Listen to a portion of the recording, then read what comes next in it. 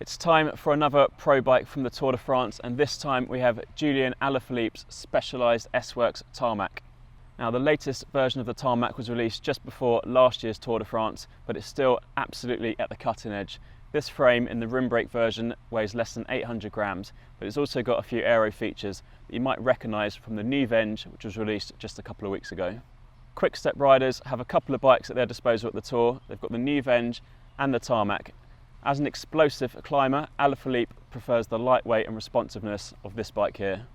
There's also a disc brake version of this bike, and QuickStep floors tell us that Alaphilippe will be switching between the two during the Tour de France, depending on the demands of the stage.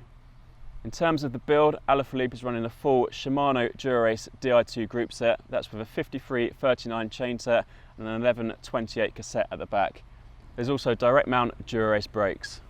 There's no power meter on this bike. That's because this is Alaphilippe's spare bike, but during the Tour de France he'll be running specialised dual-sided power meter. A couple of other little details: there's a K-Edge chain catcher finished nicely in QuickStep blue. There's also a K-Edge out front computer mount.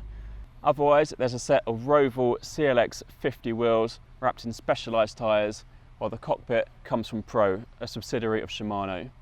It's a full alloy cockpit, and interestingly, Alaphilippe is only running a 101mm stem. We're used to seeing pro riders run stems up to 13 and 14 centimetres long, so this one is particularly short.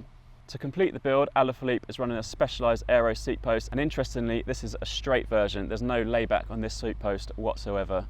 That's topped with a specialised Roman Evo saddle. Alaphilippe is one of the young, exciting French riders at this year's Tour, and we're looking forward to seeing what he can do on this bike. For more content like this, make sure you check out our Tour de France playlist.